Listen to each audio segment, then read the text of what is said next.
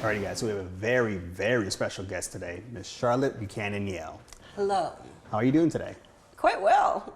We came in and you've been just booking it left and right. You know, it is our honor to hit every mark until we run out of time to put on this 6th annual cultural celebration. So far, home run. Really? Absolutely. Oh. And I love this set that you built for us here. I built it all background. myself. Absolutely. Yeah. I just saw it on one of our computer screens and it looks fantastic. Well, you know, we just purchased this administration building. So now the Museum of Native American History here in Bentonville has over 2 acres. And so we can dream a little bit more. We can have more school buses and students, and that connects our educational outreach. So I love our new space. Yeah, it's fantastic. We love it as well. I know. So there's room for your interviews. There's room for rehearsal halls upstairs for Michael Begay and Larry Mitchell. We have room for our green room for all of our presenters, and it's pretty fabulous. Oh, fantastic. So before we get into the museum Yes. itself, what does it mean for you to have this festival here, this event, the celebration here?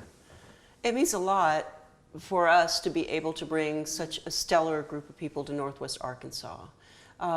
This is probably the most joyful group of presenters we have ever put together, and I cannot take credit for that because Dr. Daniel Wildcat of Haskell Indian Nations University in Haskell in Lawrence, Kansas, he pretty much brought some just amazing new, young, firebrand new scientists, you know, to our region. And it couldn't be at a more important part. You know, yesterday on your channel, they're talking about, you know, tragedy in Alaska with climate change, as well as over in Puerto Rico, and there's no place safe. And so we hope that we can reach far and to the next generation to come up with solutions for our planet, because it's on you. Dude, we only have one planet as well. We only have one planet, and we have a contest that we will announce on Wednesday, the winners of our Indigenuity Contest Solutions for the Planet. And last year we had students in San Francisco win. Oh, okay. And we had, we'll have the winner from last year be here Wednesday. He's with the Audubon Society. Oh, okay. And what's really great about that is that, so, you know, land dictates culture, whether you're from Puerto Rico or you're from Alaska or you're from South America, and land dictates solutions. So things are happening in the Pacific Northwest. You might think about how you save the salmon. Things that are the fires that are going in New Mexico. You might go to indigenous knowledge on how you deal with creating natural fire breaks. So we hope we pass that inspiration on to people that are watching this. Yes, most definitely. You know, like you said, it's on us for the future to cultivate and make better. Exactly. And you touched on indigenuity. What does that mean for you? Indigenuity is a phrase that my good friend Daniel Wildcat, you know, builds on. It's the indigenous traditional knowledge. And for me, I believe it's a movement, because the first people were the first scientists and engineers that through observation, what is science? Observation, trial and error, this works, this doesn't work. Right. It's something crazy called facts. And also listening and honoring all creation. And the plants are the first people that, you know, talk to us to tell us that this will heal your cough, this will heal your stomach ache, this will be a good shelter for you. If Right. you live in, you know, a tornado district, you might want to look at earth shelters. Yeah. So, I mean, we can build on that, and it's not just about science. It's the arts. It's music. Like Michael Begay, he, you know, grew up on the Navajo reservation and you know, listening to traditional music, but he is music, and now he's composed for Carnegie Hall. He's, you know, has worked with Yo-Yo Ma. He's working with our Arkansas Arts Academy, and they'll be performing a piece on climate change on Wednesday evening. What a high honor to have. It is, and you know, I mean, it's wonderful. I mean, from pop culture to author events to music to food to, you know, the sciences. I mean, it is our honor to expose Northwest Arkansas to this, because in November, you're all going to be calling me saying, it's Native American History Month. Can you come over? It's like, I think you might want to meet these people in person right now. Definitely, yes. Yeah, they're all going to call me. Oh, of course. Bleh. I mean, we have to. We have the Native American Museum here, and is there anything new or exciting coming up for that?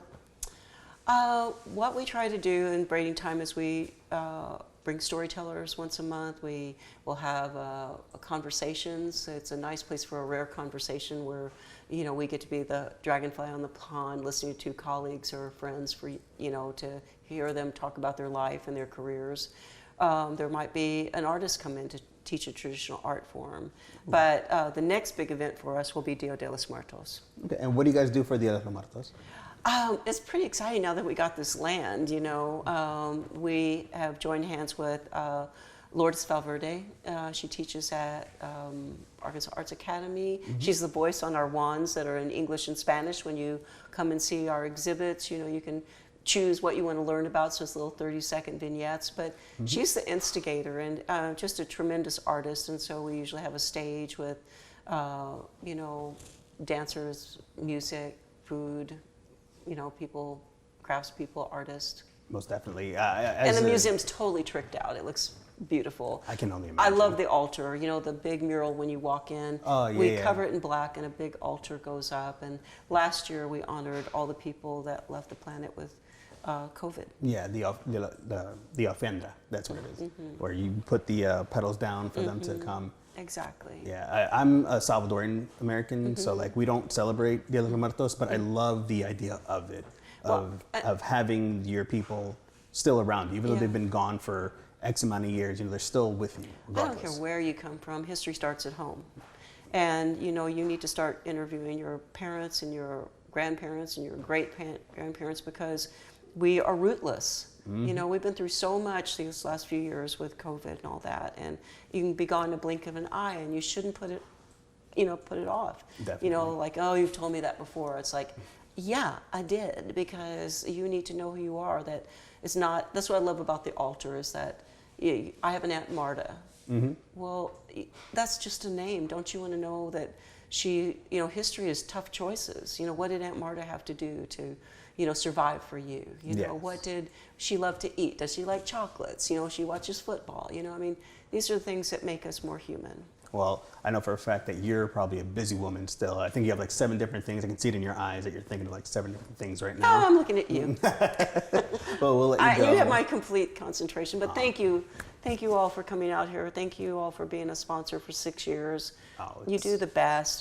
Just the commercials and all that. We're just absolutely honored to join hands with you. We appreciate that, and we're honored to be here. Well, for our fans. Thank you. Okay, thank you.